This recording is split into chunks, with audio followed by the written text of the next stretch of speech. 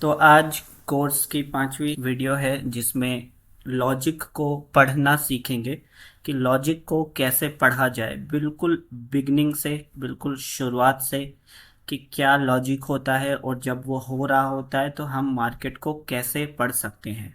तो उसके लिए सबसे पहले एक एग्जांपल ले लेते हैं। वैसे बहुत सारे लॉजिक्स होते हैं, लेकिन अभी हम सबसे पहला लेते हैं डायरेक्ट ब्रेकआउट का लॉजिक। यानी मार्केट जो है जोन को डायरेक्ट ब्रेकआउट कर देता है, तो उसको हमको पढ़ना है और उसके पीछे वजह को तलाश करनी है कि क्यों ये डायरेक्ट ब्रेकआउट काम नहीं करेगा, इसके पीछे क्या रीजंस होते हैं और क्या लॉजिक होते हैं। तो यही होता है लॉजिक को लगाने की शुरुआत। तो हमको लॉजिक देखना पड़ता है, बनाना पड़ता है ट्रैप ट्रेडिंग में, ट्रैप ट्रेडिंग के रूल्स के मुताबिक। तो जैसे यहाँ आप देख सकते हो, यहाँ पे मार्केट ने डायरेक्टली इस जोन का ब्रेकआउट कर दिया। ठीक है, पहले मार्केट ने क्या किया था, यहाँ से सपोर्ट लिया था, यहाँ से सपोर्ट लिया था, लेकिन जब यहाँ पर आया थर्ड टाइम तो सपोर्ट लिए बिना ही मार्केट डायरेक्ट ब्रेकआउट कर दिया। तो अब जब मार्केट डायरेक्ट ब्रेकआउट करेगा तो क्या होगा, यहाँ पर अब लॉजिक इस तरह से लगता है कि जब मार्केट डायरेक्ट ब्रेकआउट कर देगा तो यहाँ पर क्या है, जो बायर्स इंतज़ार में होंगे कि मार्केट यहाँ ये सपोर्ट लेके ऊपर गया, ये सपोर्ट लेके ऊपर गया, तो यहाँ पर बहुत सारे बायर्स इंतज़ार में होंगे कि अब मार्केट फिर से इस सपोर्ट पर होगा तो हम क्या है अपनी एंट्री करेंगे। इसी इंतज़ार में रहते हैं बायर्स कि सपोर्ट पर आए और हम बाय करेंगे, क्योंकि पिछली 2 बार सपोर्ट लेकर जा चुका है। तो थर्ड टाइम भी बायर्स इसी इंतज़ार में बैठे होंगे, लेकिन मार्केट ने उनको एंट्री ही नहीं दी, मार्केट ने उनको पोजीशन बनाने का मौका ही नहीं दिया और डायरेक्ट ही इस जोन का ब्रेकआउट कर दिया इस तरह से। तो जब जोन का ब्रेकआउट हुआ तो बायर्स यहाँ पर आए ही नहीं। तो जब बायर्स आएंगे ही नहीं तो उनके स्टॉप लॉसेस नीचे नहीं होंगे। स्टॉप लॉस नीचे कब होंगे, जब बायर्स आएंगे। और पुराने बायर्स जो आए थे इस ब्रेकआउट पर, बायर्स कहाँ आते हैं, या तो सपोर्ट पर आते हैं या रेसिस्टेंस ब्रेकआउट पे आते हैं। मेजरली इन दो ही जगह पे आते हैं, या तो किसी रेसिस्टेंस जोन का ब्रेकआउट हो या फिर मार्केट सपोर्ट लेके जाए, मेजरली इसमें आते हैं। और भी बहुत तरह से आते हैं लेकिन ज़्यादातर इधर ही आते हैं। तो अब यहाँ पर हमको लॉजिक देखने को मिल रहा है, इस तरह से हम बनाते हैं लॉजिक कि मार्केट ने बायर्स को एंट्री करने का मौका ही नहीं दिया। तो जब मार्केट ने बायर्स को एंट्री करने का मौका ही नहीं दिया तो उनके स्टॉप लॉसेस नीचे भी नहीं होंगे, और जो पहले स्टॉप लॉसेस थे बायर्स के वो भी खत्म हो चुके होंगे इस मूव में। तो मार्केट बायर्स को निकाल भी चुका और उनके स्टॉप लॉस को हिट भी कर चुका है। इसलिए अब मार्केट के नीचे जाने की कोई वजह नहीं बचती, क्योंकि बायर्स के स्टॉप लॉस तो नीचे है ही नहीं।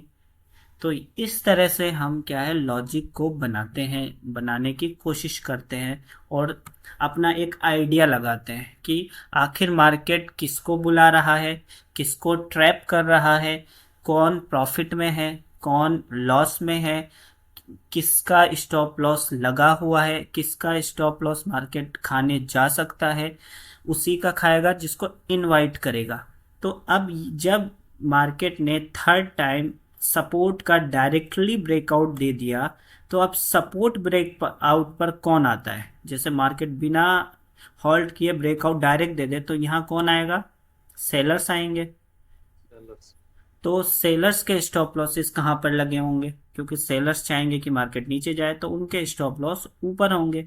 तो फिर देखो मार्केट कैसे निकल गया, उनको बुलाया, उनका एंटर करवाया और मार्केट उनके स्टॉप लॉस को हिट करने ऊपर निकल गया। इसीलिए जब भी मार्केट डायरेक्ट ब्रेकआउट देता है तो उसके मैक्सिमम चांस होते हैं कि वो एक बार इस ब्रेकआउट पर जो सेलर्स आए थे उनको निकालने के लिए ज़रूर ऊपर जाएगा। इस लॉजिक को देखकर हम क्या है डायरेक्ट ब्रेकआउट पर ट्रेड लेने की कोशिश कर सकते हैं। जब मार्केट क्या है वापस से ब्रेकआउट देके जोन पर आके हॉल्ट करने लगेगा तो फिर हमारी वहां पर एंट्री बन सकती है। इस तरह से अगर हॉल्ट करे यहीं पर तो फिर ऊपर की एंट्री बन सकती है, क्योंकि इसने डायरेक्ट ब्रेकआउट देके सेलर्स को बुला लिया और बायर्स को एंट्री ही नहीं दी। तो जब बायर्स की एंट्री नहीं हुई तो उनके स्टॉप लॉस नीचे भी नहीं होंगे, उनकी और सेलर्स आएंगे तो उनके स्टॉप लॉस ऊपर होंगे। तो मार्केट हमेशा एसएल हंटिंग पर चलता है। तो अभी जब नीचे एसएल है ही नहीं, ऑलरेडी बायर्स को निकाल चुका है, तो किसके एसएल हंट करने जाएगा? मार्केट जाएगा सेलर्स के एसएल को हंट करने के लिए। इस तरह से क्या है हमारे लॉजिक बनते हैं। लॉजिक बनाने की हम कोशिश करते हैं कि क्या लॉजिक बन रहा है, यहाँ पर कैसे बन रहा है। इसी की एक मिसाल आप देख सकते हो यहाँ पे कि जब मार्केट ने यहाँ पे क्या किया है कि डायरेक्टली ब्रेकआउट दिया। यहाँ पर देखिए मार्केट ने ये जोन दिया और यहाँ पर डायरेक्टली नहीं दिया लेकिन एक ब्रेकआउट तो दिया। और जब अच्छा खासा जोन का ब्रेकआउट होगा तो कौन आएगा? बायर्स आ जाएंगे, और जो सेलर्स रेसिस्टेंस समझ के आए होंगे उनके स्टॉप लॉस हिट हो जाएंगे। तो यहाँ बायर्स को मार्केट ने ये ब्रेकआउट देके बुला लिया, लेकिन क्या किया, जब बायर्स ब्रेकआउट पर आते हैं रेसिस्टेंस के ब्रेकआउट पे तो उनके बहुत सारे स्टॉप लॉस नीचे होते हैं। तो मार्केट क्या आया, फौरन से वो नीचे आके स्टॉप लॉस को, बायर्स के स्टॉप लॉस को हिट कर दिया, बायर्स को निकाल दिया। तो इस तरह से हम क्या है लॉजिक को लगाते हैं। ट्रैप ट्रेडिंग के मुताबिक किसको ट्रैप कर दिया, ब्रेकआउट पर किसको ट्रैप किया है। लेकिन क्योंकि ये लॉजिक हमारा डायरेक्ट ब्रेकआउट है, इसलिए इसमें हम सिर्फ डायरेक्ट ब्रेकआउट के कॉन्सेप्ट को देखे हैं कि मैक्सिमम डायरेक्ट ब्रेकआउट क्या है फेल्ड होते हैं। इसलिए जब भी मार्केट किसी जोन का डायरेक्ट ब्रेकआउट करता है तो उस ट्रेड में आपको उस वक्त तो कम से कम नहीं कूदना है ना, और वेट करना है जब आपका सेटअप बनाए। सेटअप क्या होगा, डायरेक्ट ब्रेकआउट का सेटअप सिंपल ये होता है, इस तरह से ब्रेकआउट दिया वापस से यहाँ पर आएगा, एक बार फिर रिटेस्ट और फॉलो रिटेस्ट या फिर फॉलो थ्रू भी दे सकता है। इस लोअर लो को क्रॉस करेगा तो और ज्यादा सेलर्स आ जाएंगे, ठीक है। और फिर क्या होगा, अगर दोबारा मार्केट इस जोन तक एग्जैक्टली आ जाता है, यहीं पर होल्ड करने लगता है, तो समझ लेंगे कि इसने बायर्स को तो बुलाया नहीं, सिर्फ सेलर्स को बुलाया। तो हो सकता है कि मार्केट अब ऊपर चला जाए। तो इस लॉजिक से लॉजिक क्या होगा, डायरेक्ट ब्रेकआउट, कि डायरेक्ट ब्रेकआउट दिया, बायर्स को बुलाया नहीं, सेलर्स को बहुत एंट्री करवा दी, और सेटअप क्या हो जाएगा, दोबारा से रेसिस्टेंस पर होल्ड कर रहा है। अगर नीचे ही जाना होता तो एग्जैक्टली इसको ऊपर आने की जरूरत नहीं थी, एग्जैक्टली दोबारा रेसिस्टेंस जोन तक आने की जरूरत नहीं थी। तो इस तरह से हमारा एक लॉजिक हो गया डायरेक्ट ब्रेकआउट, और एक सेटअप हो गया रीटेस्ट पर हॉल्ट। यानी मार्केट क्या कर रहा है, पहली बार इस डायरेक्ट ब्रेकआउट देगा तो यहाँ पर सेलर्स आ जाएंगे, ठीक है, और फिर रिटेस्ट करेगा तो इसको भी सेलर्स आएंगे, क्योंकि रेसिस्टेंस पर सेलर्स आएंगे, और मार्केट जाता हुआ भी बताएगा। और फिर अगर ये फॉलो थ्रू भी देता है, लेकिन फॉलो थ्रू देने के बाद भी नहीं जाता है, यहीं पर हॉल्ट करते करते वापस यहाँ तक पहुंच जाता है और फिर छोटी छोटी कैंडल बनाता है, तो इस तरह से मार्केट मूव करता है ताकि ये जो सेलर्स आ गए थे इनको निकाल दे। फिर उसके बाद हो सकता है कि वो अपनी डायरेक्शन को कंटिन्यू करे। तो इस तरह से क्या है हमारे लॉजिक भी बन जाते हैं, और लॉजिक से ही सेटअप्स बनते हैं। तो ट्रैप ट्रेडिंग में जितनी भी चीजें होती हैं वो सब की सब लॉजिक पर ही चलती है, और लॉजिक इसी तरह से बनते हैं कि हमको बनाना पड़ता है मार्केट को देखकर कि कैसे क्या चल रहा है और किस तरह से हम कहाँ लॉजिक को अप्लाई कर सकते हैं। तो एक लॉजिक हो गया डायरेक्ट ब्रेकआउट का, कि डायरेक्ट ब्रेकआउट एक हमारा एक लॉजिक होता है ट्रेड का, और एक सेटअप हो गया रीटेस्ट पर। रीटेस्ट पर मार्केट ने ब्रेकआउट दिया, एक बार रीटेस्ट किया, फॉलो थ्रू देने के बाद दोबारा रीटेस्ट पर अगर वीकनेस शो करे तो आप किसी भी नीचे के पुल बैक पे ऊपर का ट्रेड ले सकते हो। तो ये हो जाएगा हमारा direct breakout plus retest setup. Retest setup तो इस तरह से अगर आपको मार्केट मिल जाए तो आपको एक अच्छा खासा ट्रेड देखने को मिल जाएगा। और इस पर आपको क्या होगा, जब आपका लॉजिक साथ होगा, आपने लॉजिक लगाया, प्लस आपको आपका सेटअप भी मिल गया, तो फिर आपको क्या है, अपने ट्रेड पर कॉन्फिडेंस भी बुल्ट होगा। आप यहाँ नीचे लोअर लो के नीचे क्या है, यहाँ पर स्टॉप लॉस लगा दो, और इस जितना स्टॉप लॉस है उसका 2 या 3 गुना टारगेट लगा के छोड़ दो। फिर उसके बाद आ जाएगा आपका एग्जीक्यूशन प्रोसेस, की मार्केट को एग्जीक्यूट होने के लिए वक्त तो देना पड़ेगा। मार्केट हो सकता है इस तरह से आ जाए, फिर इस तरह से जाए, इस तरह उसकी मर्जी, कैसे भी जाए, 1 घंटे में जाए, आधा घंटे में जाए, तो उसको छोड़ देना होता है। अगर आपका स्ट्रांग लॉजिक लगा हुआ है, आपका सेटअप बन चुका है, तो फिर आपको एग्जीक्यूट कर देना पड़ेगा। बिगनर्स यही गलती करते हैं कि जो खराब ट्रेड ले लेते हैं, वो उसको तो बहुत देर तक पकड़े रहते हैं, निकलते ही नहीं है, स्टॉप लॉस बढ़ाते रहते हैं। लेकिन जो अच्छे ट्रेड पकड़ते हैं उसमें फौरन ही निकल जाते हैं। उसकी वजह होती है लो कॉन्फिडेंस, क्योंकि वो उनका कोई लॉजिक नहीं होता और ना कोई सेटअप होता है। इसलिए वो क्या समझते हैं, अरे पिछली बार भी आधा जाके वापस आ गया था, आधा जाके वापस आ गया था, तो इस बार मैं जैसे ही थोड़ा बहुत जाएगा बुक कर लूंगा। तो छोटे छोटे प्रॉफिट बुक करते हैं और बड़े बड़े स्टॉप लॉस लेते हैं। यही लॉजिक फिर स्टॉप लॉस में क्यों नहीं लगाते, कि भाई छोटा स्टॉप लॉस आएगा मैं ले लूंगा। क्योंकि वो सोचते हैं नहीं, मेरा तो स्टॉप लॉस हिट ही नहीं होना चाहिए। तो सेम यही चीज आपको टारगेट के बारे में सोचना चाहिए। तभी सोच पाएंगे जब उसके पीछे आपका कोई स्ट्रांग लॉजिक और सेटअप होगा, तब आप अच्छे से प्ले एग्जीक्यूट कर सकते हो। तो ये था पहला हमारा आज का लॉजिक। इसको एक बार थोड़ा सा पढ़ लेते हैं इस केस में, तो शायद और भी अच्छे से समझ में आए।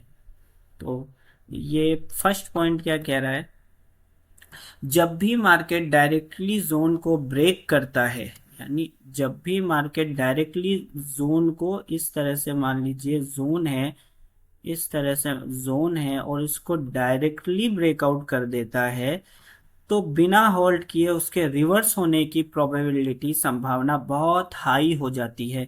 तो उसके रिवर्स होने की या कम से कम इनको निकालने की संभावना हाई हो जाती है। वो निकाल देगा, उसके बाद कंटिन्यू करेगा, इस तरह भी हो सकता है। तो इससे क्या हमको सीखना मिलता है कि हमको डायरेक्टली ब्रेकआउट अगर दे तो उसमें जल्दीबाजी में ट्रेड नहीं लेना है, वेट करना है। अगर ना मिले ट्रेड तो छूट जाए तो छोड़ दो। अगर आपने इस ब्रेकआउट देगा तो टॉप पर आप नहीं पकड़ पाए और यहाँ पर आप कोशिश करोगे कि पकड़ोगे, तो आपको पहला ये बात सोचना था, आखिर वो कौन लोग होंगे जो इतना प्रॉफिट में होंगे, और जो इतने प्रॉफिट में है, तो क्या वो आपसे शेयर करेंगे अपना प्रॉफिट, या फिर वो लोग, अब हो सकता है अपना प्रॉफिट बुक करें जो यहाँ से लाए थे, तो वो लोग ऊपर ले जाएंगे।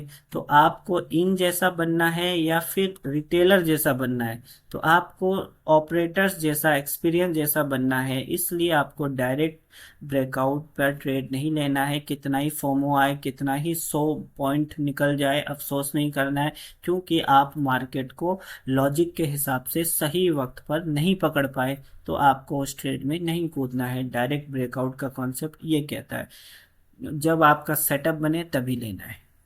ठीक है, तो यही कह रहा है कि जब भी मार्केट डायरेक्टली जोन का ब्रेकआउट करता है हॉल्ट किए बिना, तो मतलब उसने बायर्स को बुलाया ही नहीं। जब बायर्स को बुलाया ही नहीं, तो उनके स्टॉप लॉसेस नीचे होंगे नहीं, और जब स्टॉप लॉस नीचे नहीं होंगे तो मार्केट नीचे क्यों जाएगा। तो इस तरह से हम क्या लॉजिक लगाते हैं, एक के बाद एक इसकी शुरुआत करते हैं लॉजिक लगाने की। अब दूसरा पॉइंट्स देखते हैं। अगर मार्केट सपोर्ट पर हॉल्ट करेगा तो वहां पर बायर्स आ जाएंगे। जैसे मार्केट क्या करता है, अगर सपोर्ट पर थोड़ा सा ऊपर जाने जैसा बताता, तो यहाँ पर बहुत सारे बायर्स क्या है, ग्रीन कैंडल देखकर बाय कर लेते हैं, ये सोच के कि पिछले लास्ट टाइम भी तो 2 बार यहीं से सपोर्ट लेके ऊपर गया था, तो अब यहाँ बायर्स आते, और जो बायर्स ऊपर का ट्रेड लेते उनके स्टॉप लॉस नीचे होते, तो मार्केट को नीचे जाने में क्या है, आसानी होती। तो ये सेकंड पॉइंट कह रहा है कि अगर मार्केट सपोर्ट पर धीरे धीरे फर्स्ट टाइम अच्छा मूव दिया, सेकंड टाइम अच्छा मूव दिया, लेकिन थर्ड टाइम वीकनेस शो करने लग जाए सपोर्ट पर, तो इसका मतलब होगा कि वो नीचे स्टॉप लॉसेस को जमा कर रहा है, तो उसको हिट करने के लिए एक बार जरूर जा सकता है। तो ये है रीजन, सेकंड पॉइंट ये बता रहा है। ठीक है, और थर्ड पॉइंट देखते हैं। लेकिन अगर मार्केट डायरेक्टली जोन को ब्रेक कर देगा तो न्यू बायर्स नहीं आएंगे, और पुराने बायर्स ऑलरेडी मार्केट से निकल चुके हैं, क्योंकि मार्केट ऑलरेडी ऊपर से आ रहा है, बिना बिना हॉल्ट किए, बिना बायर्स को बुलाए डायरेक्टली ब्रेकआउट कर रहा है। तो यहाँ पर जो लोग बायर्स आए थे फेक ब्रेकआउट पे, उनको तो इस मूव में ऑलरेडी निकाल दिया है, तो और अब नीचे नहीं जा सकता। तो ये था हमारा ये थर्ड पॉइंट, कि पहले के बायर्स को निकाल दिया और नए बायर्स को बुलाया ही नहीं, तो फिर नीचे जाने के उसके चांसेस कम होंगे। अब पॉइंट नंबर 4, न्यू सेलर्स, जो नए सेलर्स होंगे वो फोमो में एंट्री करेंगे, इसलिए मार्केट रिवर्स हो जाता है। यानी जैसे ही मार्केट ने इस जोन का डायरेक्ट ब्रेकआउट दिया इस तरह से, तो रिटेलर्स क्या यहाँ पर तो नहीं पकड़ पाएंगे उसको, और जब मार्केट आधा या आधे से ज्यादा निकल जाएगा, तब फोमो में, फियर ऑफ मिसिंग आउट में, अरे अरे कहीं हमसे बड़ा ट्रेड छूट ना जाए, हमसे ट्रेड ये निकल ना जाए, ये क्रैश हो जाएगा और हम देखते रह जाएंगे। तो इस तरह से थोड़ा बहुत कमा लेंगे हम भी, निकल जाएगा, 4-5 पॉइंट निकल जाएगा, इस तरह से वो लोग रिटेलर सोचते हैं। वो लॉजिक और सेटअप में नहीं सोचते हैं, वो फोमो में सोचते हैं, इसलिए उनका ज्यादातर लॉस होता है। तो ऐसे ही जब बड़े तो ये रियल रियल ब्रेकआउट होता है वो फिर कैसे पहचानना? हाँ, रियल ब्रेकआउट के दूसरे लॉजिक्स होते हैं, उसको हम दूसरे लॉजिक में देखेंगे। रियल ब्रेकआउट होगा वही इनवाइट सेटअप वाला, जैसे बहुत बार मार्केट क्या करेगा, सेलर्स को बुला बुला के फिर फाइनली नीचे पुल बैक देगा, सारे सबको पहले सेल साइड भेज देगा, सारी दुनिया को सेल साइड भेजेगा, 4-5 तरीके के ब्रेकआउट बनाएगा, उसके बाद फिर मार्केट रियल ब्रेकआउट देगा। तो वो एक अलग लॉजिक होता है, उसका एक ठीक है। अलग सेटअप होता है। मैं लाइव मिसाल दिखाता हूँ आपको। नहीं, अम, आ गया समझ। आ गया, चलिए, हम्म। ठीक है। तो उसका एक अलग ही सेटअप है, अलग ही लॉजिक है, वो इनवाइट सेटअप या दूसरे लॉजिक, वो धीरे धीरे करके एक के बाद एक देखेंगे। अभी तो हम सिर्फ फेक ब्रेकआउट, डायरेक्ट ब्रेकआउट्स को ही देख रहे ठीक। हैं। ठीक है। तो ये था पॉइंट नंबर 4, कि फोमो में एंट्री नहीं लेना है आपको किसी भी हाल में। अगर आप ऊपर नहीं पकड़ पाए तो छोड़ दो, है ना। तो ऊपर कैसे पकड़ते हैं वो, उसका लॉजिक सीखो, बजाय आप फोमो में एंट्री करो। तो आपको सीखने पर फोकस करना है। पैसा तो जब सीख जाओगे तो ऑटोमेटिकली बन ही जाएगा, और बिना सीखे करोगे तो जो आया है वो भी चला जाएगा।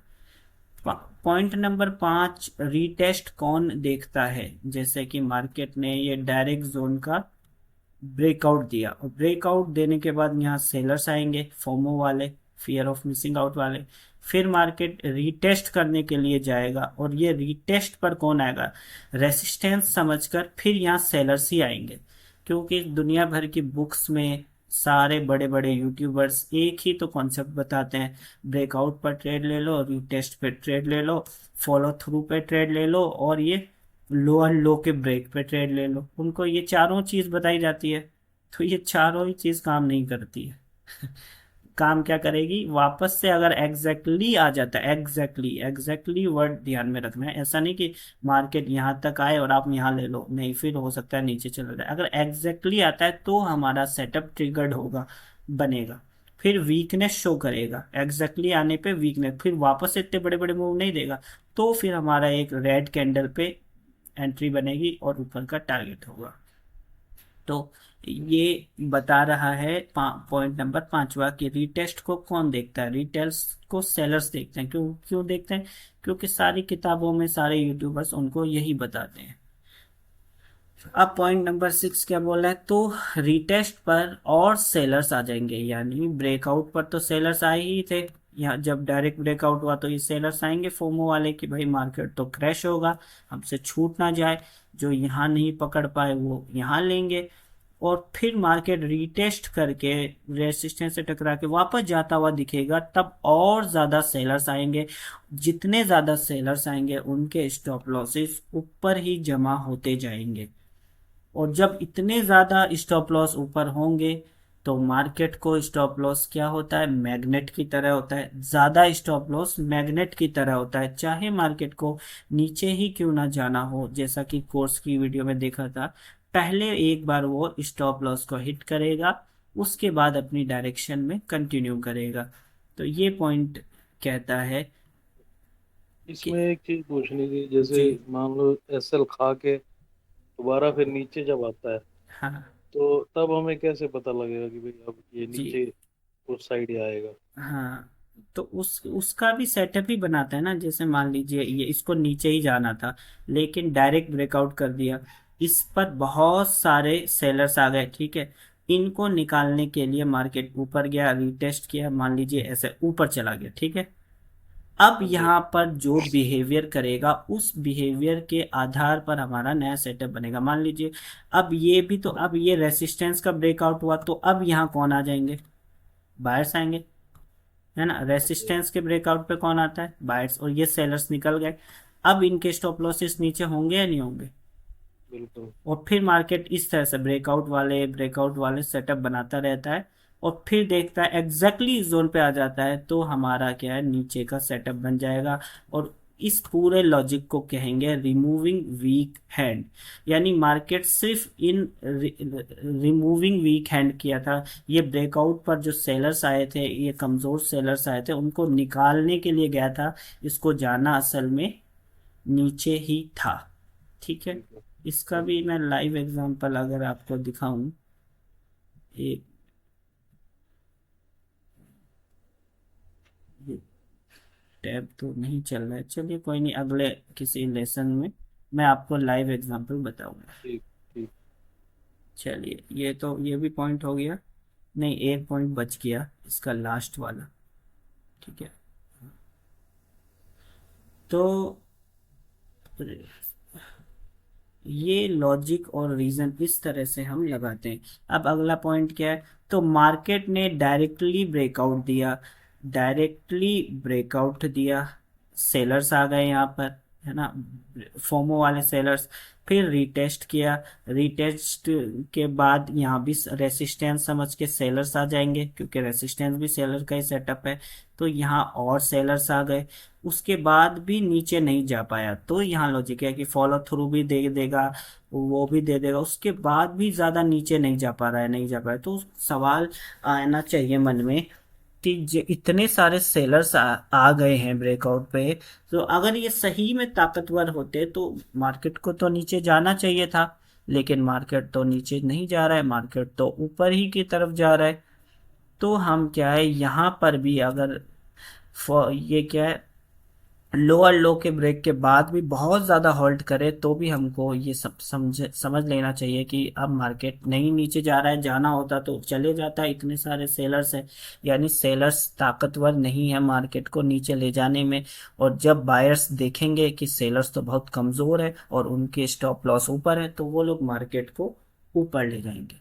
तो ये था पॉइंट नंबर 7वां, ठीक है। तो अब हम देख लेते हैं ये, वही चीज को थोड़ा सा पढ़ के बता देता हूँ। ये 7 ही पॉइंट्स थे, ठीक है। मार्केट ने सपोर्ट को ब्रेक कर दिया 2 बार सपोर्ट लेने के बाद, यानी मार्केट ने 2 बार सपोर्ट लिया, एक दो, उस तो उसके बाद तीसरी बार डायरेक्ट ही ब्रेकआउट कर दिया। तो बायर्स जो इंतजार में होंगे वो तो आ ही नहीं, उनको एंट्री करने का मौका ही नहीं दिया। और यहाँ पर डायरेक्ट ब्रेकआउट हुआ तो सेलर्स आ गए, ये बात कह रहा है। 2 बार सपोर्ट लेने के बाद यहाँ से सपोर्ट लिया, यहाँ से सपोर्ट लिया, ठीक है। दो स्विंग को ब्रेक किया, दोनों स्विंग को ब्रेक किया। ये स्विंग क्या है, ये स्विंग था लास्ट, ये जो सपोर्ट का स्विंग है, इन दोनों को मार्केट ने नीचे ब्रेक कर दिया।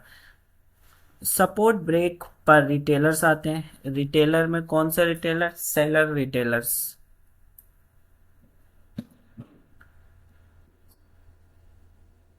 तो रिटेल में सेलर्स रिटेलर्स आएंगे, वो लोग, उन लोगों का स्टॉप लॉस ऊपर की साइड होगा। तो लेकिन अगर आज मार्केट को नीचे जाना होता तो फ्लैट खुलता एंड विदाउट टाइम पास नीचे चला जाता। ये थोड़ा एडवांस कॉन्सेप्ट है, तो इसको तो हम थोड़ा सा बाद में ही देखेंगे कि मार्केट को सही मायनों में अगर चलना होता तो वो कैसे खुलता, कैसे करता। ये सब एडवांस टॉपिक है। बिना जब मार्केट को सही में ट्रेंडिंग होना होता है तो वो ज़्यादा टाइम पास नहीं करेगा, ज़्यादा वॉलेटाइल नहीं होगा।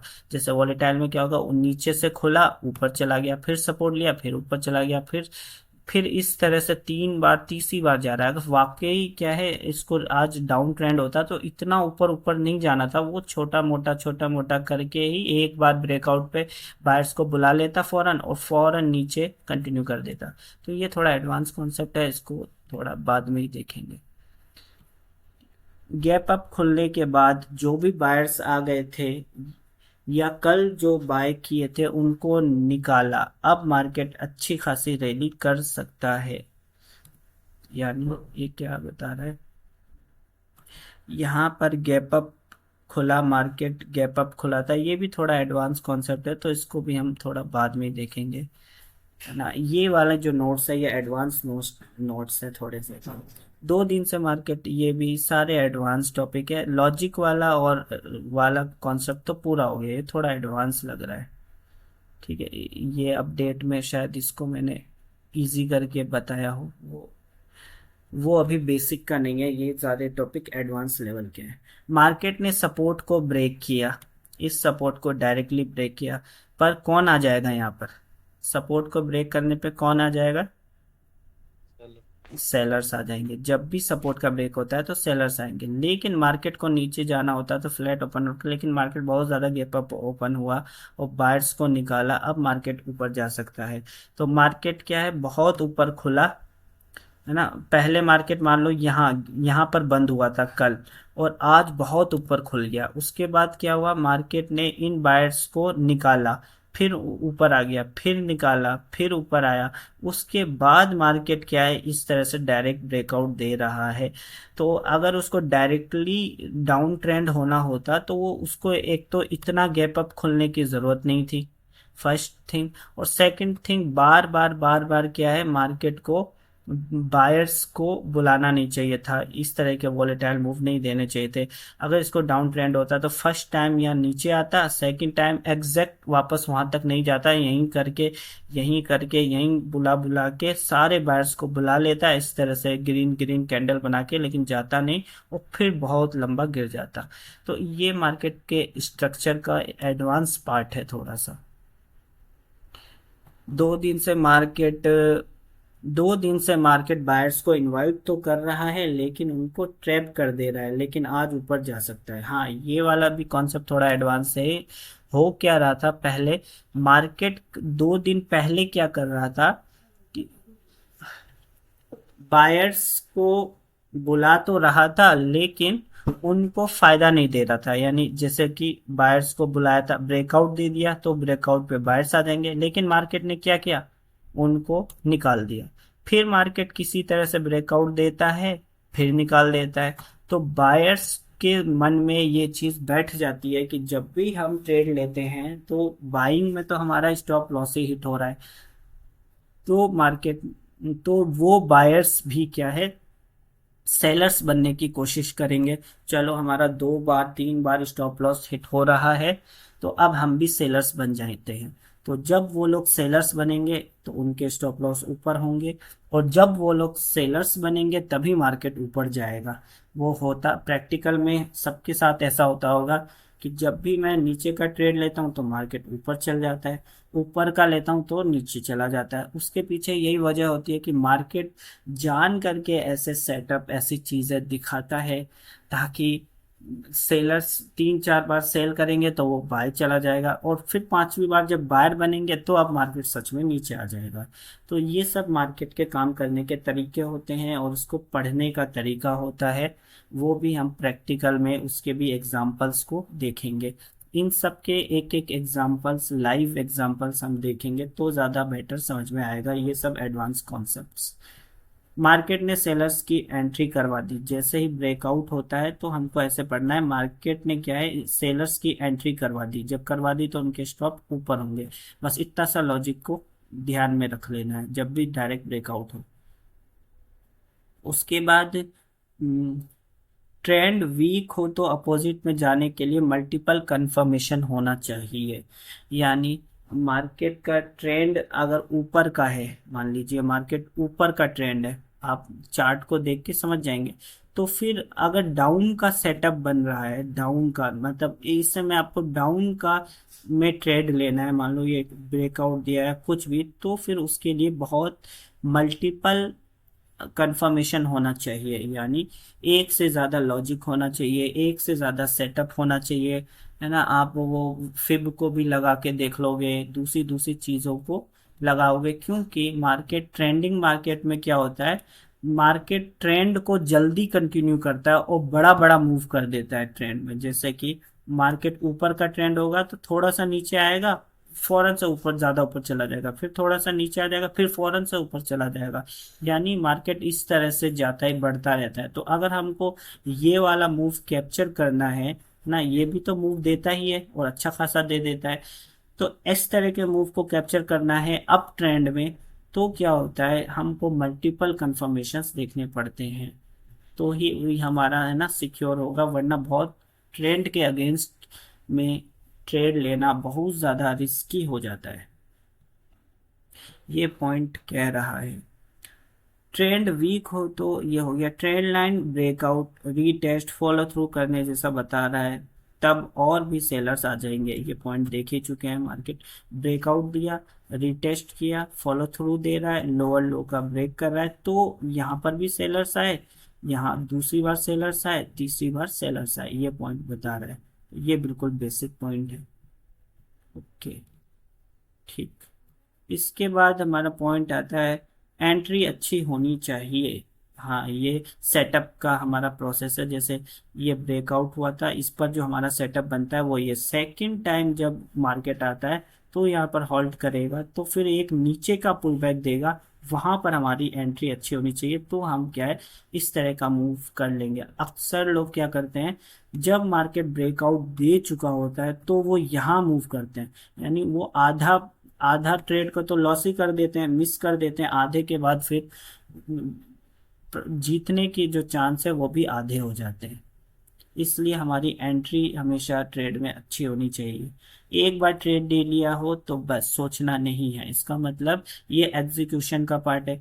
यानी आप ट्रेड लेने से पहले 100 बार सोचो, लॉजिक लगाओ, सेटअप देखो, वेट करो, मार्केट को आसान होने दो, मार्केट को डेटा देने दो। लोग क्या करते हैं, सुबह सुबह आके ट्रेड ले लेते हैं, जब मार्केट ने कुछ डेटा ही नहीं दिया।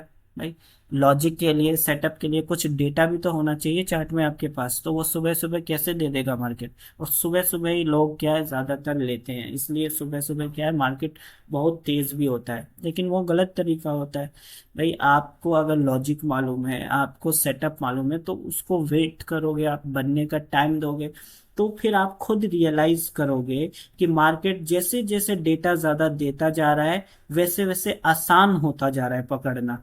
और जैसे जैसे मार्केट कम डेटा होगा तो मार्केट को पकड़ना मुश्किल होता है। तो रिटेलर्स क्या होते हैं, उनसे कंट्रोल नहीं हो पाता है, मार्केट चलता है तो वो कंट्रोल नहीं कर पाते हैं खुद पे, और वो सोचते हैं बस ले लो, अब ले लो, अब ले लो। तो क्या होता है, जब मार्केट मुश्किल फेज में होता है, कुछ बनाने के फेज में होता है, तब वो ट्रेड लेकर या तो मार्केट से निकल जाते हैं, या फिर उनके स्टॉप लॉस हिट होते हैं तो कॉन्फिडेंस बुल्ड कर देते हैं, कॉन्फिडेंस खो देते हैं।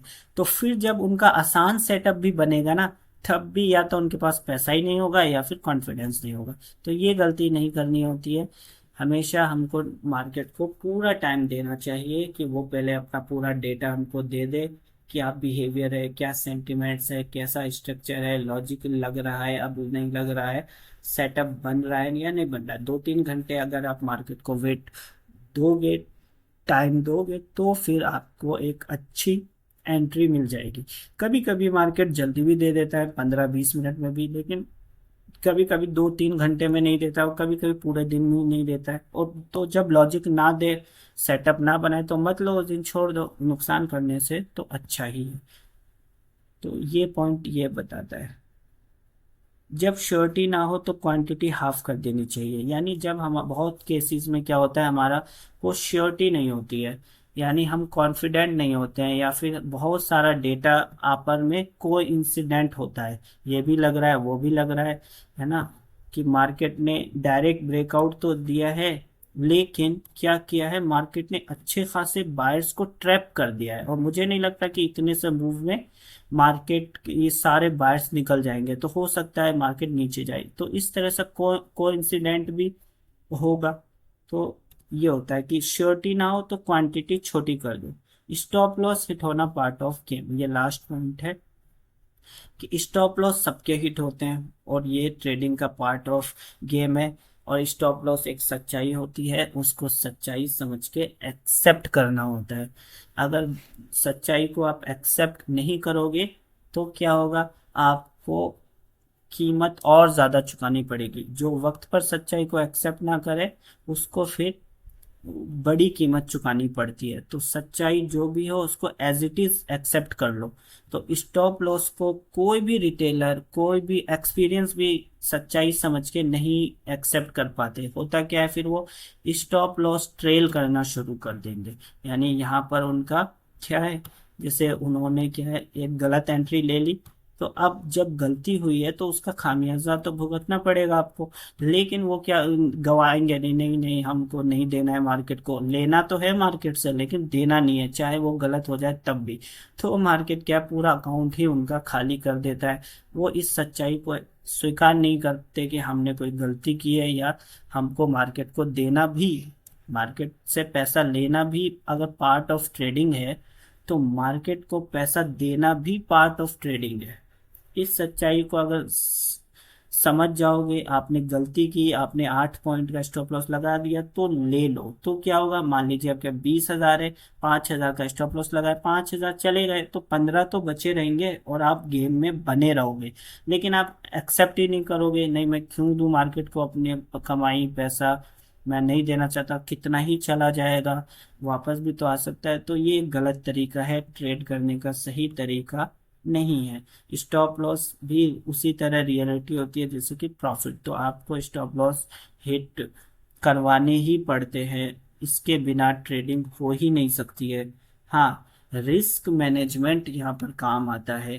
ठीक है, स्टॉप लॉस तो हिट होगा ही होगा, क्योंकि दुनिया में ट्रेडिंग में सिर्फ आप ही का लॉजिक नहीं लग रहा है ना, बड़े बड़े भी अपना लॉजिक लगा रहे, उनका भी कुछ लॉजिक लग रहा है। इसलिए मार्केट को क्या है, सबका ख्याल रखना पड़ता है। तो वो आपके स्टॉप लॉस को भी हिट कर सकता है, तो ये पार्ट ऑफ गेम होता है। अक्सर रिटेलर्स इसी वजह से मार्केट से बाहर हो जाते हैं कि वो स्टॉप लॉस या तो लगाते ही नहीं है, या फिर वो ट्रेल करते जाते हैं। ये दोनों क्या है, बहुत ही गलत है। बिना स्टॉप लॉस लिए आप मार्केट में सरवाइव नहीं कर सकते। मार्केट स्टॉप लॉस को अपना सबसे पसंदीदा दोस्त मानो, सबसे सच्चा दोस्त, जो कड़वी सच्चाई आपको बताता है। और जो कड़वी सच्चाई बताए वही असली दोस्त होगा, है ना, कि भाई आपने यहाँ गलती की है, उसका थोड़ी सी कीमत आपको चुकानी पड़ी ताकि आप और अच्छे से एनालिसिस करो। तो स्टॉप लॉस एक दोस्त होता है। आमतौर पर रिटेलर्स इसको दुश्मन समझते हैं, बुरी चीज समझते हैं, लेकिन ये प्रॉफिट से भी अच्छी चीज है। क्योंकि प्रॉफिट में तो ओवर कॉन्फिडेंस हो जाएगा, चलो मैं 10 से प्रॉफिट हो रहा है, 10 से प्रॉफिट हो रहा है, मैं 100 से ले लेता हूँ, लाख लाख क्या लूँ, एक बार करोड़ ले लेता हूँ। तो जब प्रॉफिट बार बार होगा तो इस तरह का और कॉन्फिडेंस होगा। तो आप क्या है, और सब 100 का लोगे उसी वक्त स्टॉप लॉस हिट होगा तो अकाउंट खाली हो जाएगा। तो प्रॉफिट एक तरीके से दुश्मनी होता है, स्टॉप लॉस अपना असली साथी होता है, जो अपन को हकीकत पे जमाए रखता है कि देखो तुमको रिस्क रिवॉर्ड फॉलो करना ही होगा, बने रहना है। तो जो हमको हमारी सही पोजीशन बताए वही तो हमारा सबसे अच्छा दोस्त है। कि तुम्हारा भी लॉजिक इतना डेवलप नहीं हुआ है, तुम्हारा सेटअप इतना डेवलप नहीं हुआ है, तुमको अभी अपने ऊपर काम करना है, अपने बेटरमेंट करना है, साइकोलॉजी को ठीक करना है। ये सब कौन करवाएगा आपसे, कौन मोटिवेशन देगा, यही तो देगा। जैसे एक फौजी की ट्रेनिंग होती है, तो वो फौजी की ट्रेनिंग उसके लिए दोस्त का काम करती है, दुश्मन का काम करती है। दोस्त का काम, अगर वो फौजी मुश्किल हालात से नहीं गुजरेगा, ट्रेनिंग मुश्किल नहीं रहेगा, तो बॉर्डर पे या जहाँ पर भी उसकी नौकरी है वहाँ तो और ज़्यादा एक्सट्रीम हालात मिलेंगे। तो उस हालात में वो सही कंडीशन में रहे, मानसिक संतुलन में रहे, तो उसका दोस्त बन जाएगा वो ट्रेनिंग, यानी वो ट्रेनिंग कर चुका होगा तो वो उसके दोस्त का काम करेगा। इसी तरह से मार्केट में स्टॉप लॉस भी रिटेलर्स का दोस्त का काम करता है, कि उनको बताता रहता है कि तुम ये गलती कर रहे हो, तुम ये गलती नहीं करनी चाहिए, तुमको क्या करना चाहिए और क्या नहीं करना चाहिए। तो stop loss part of game है। इसको जितना जल्दी समझ जाओगे उतना ही जल्दी आप एक अच्छे ट्रेडर बन जाओगे। ये देखिए डायरेक्ट डायरेक्ट ब्रेकआउट का आपको लाइव में दिखा दूं, बिल्कुल लाइव, आज का 1 घंटे पहले का, 1 या 3-4 घंटे पहले का जो मैं पढ़ाया हूँ, क्या वही बना है? Hmm. Retest, follow through, swing break, lower low, exact, और वापस ऊपर चला गया। उसका बिहेवियर देख के हुआ यही सेम चीज। हम्म। ये तो कुछ ज्यादा ही वो हो गया ना। बिल्कुल ये मतलब अभी मार्केट इसी लॉजिक पर है ना। तो इस तरह से मार्केट काम करता है। इसने रीटेस्ट करके फिर नीचे आया था। हाँ, वो रीटेस्ट करेगा, फॉलो थ्रू देगा, है ना, लोअर लो बनाएगा, उसके बाद ऊपर जा। एक बार ये मिटाना सारा देखना है मुझे कि ये रीटेस्ट हुआ। 1 घंटे की कैंडल है इसलिए थोड़ा सा क्या है ना, आपको समझ देखने में थोड़ा दिक्कत। जूम करके दिखाना। हाँ वही में। रीटेस्ट के बाद तो नहीं इसने लोअर लो बनाया। ये देखिए, ये क्या डायरेक्ट ब्रेकआउट हाँ है जी। ना, रीटेस्ट, और यहीं पर हॉल्ट करने लगा। यहीं पर हॉल्ट, तो जरूरी नहीं कि हर बार ये क्या है, रीटेस्ट फॉलो थ्रू आए, या वहाँ आए तो अच्छी बात है, और नहीं आ रहा है वहीं पर वीकनेस शो करने लग जा रहा है, तो एक अच्छा ट्रेड बन जाता है। यहाँ पर भी ये इसके बाद भी डायरेक्ट ब्रेकआउट किया, और हम्म। यहाँ पर होल्ड कर रहा है, होल्ड कर रहा है, होल्ड कर रहा है, पुल बैक लेगा। तो एक अच्छा सा ये वाला क्या मैंने आज कैप्चर किया, ये वाला, ये जो मूव है। अच्छा, ये इसी को ऐसे कहेंगे ना जैसे ये जो होल्ड करके ऊपर गया था, हम्म। बायर्स को वहां दोबारा इनवाइट करके फिर बायर्स के स्टॉप लॉस लेने नीचे आया ना दोबारा, जो 3 कैंडल नीचे आई है रेड। हाँ, ये ना, हाँ जी। ये देखिए, ये बायर्स को ब्रेकआउट, निकालने आया ना। Retest, follow through, follow through के बाद वही उल्टा ब्रेकआउट हो गया ना। हाँ, ये रिमूव करने आया जो आ गए थे, फिर हॉल्ट कर रहा है, और धीरे धीरे ये वाला मूव मैंने अभी अभी कैप्चर किया, 3 बजे के करीब। 3 बजे तो बुक किया था, 12, 12:30, 1 बजे ये वाला बना था शायद, जो भी बनाओ मैंने इसको बुक किया है इसी सेम लॉजिक की बिना पे। अच्छा, यहाँ तो ये लॉजिक भी लग रहा है ना, जैसे मान लो नीचे 3 कैंडल आई थी हाँ, ये वाली थी। एसएल खा गई, हाँ। और उसके बाद दोबारा फिर ये रीटेस्ट करके नीचे भी तो गिर गिर सकता था। हाँ, गिर सकता और था। हुआ भी ऐसे लग भी रहा था। हाँ, अगर इसका बिहेवियर वैसे बताता, अगर इसको नीचे जाना होता तो एग्जैक्ट तक क्यों आता ये, सवाल नंबर 1। जब गिरना था तो यहाँ से 2-3 पीली बन के गिर जाता, लेकिन एग्जैक्ट तक क्यों आ रहा है ये, बार बार, 2 बार, 3 बार, 4 बार वहीं वहीं वहीं वहीं वहीं पर आ रहा है। तो यहाँ पर क्या है, समझ जाएंगे, दुनिया देख लेगी कि भाई ये पहले तो इतनी तेजी से आ गया ये, और अगर सच में पावरफुल होता तो वहां पर क्यों होल्ड करता जोन पर। तो इस लॉजिक ये लॉजिक लगा और ये वाला मूव कैप्चर किया, हम्म, कि लॉजिक काम करता है ट्रेप ट्रेडिंग का। ठीक है, तो बिल्कुल। फिर हम इस वीडियो को अब यहीं एंड करते हैं। ठीक है।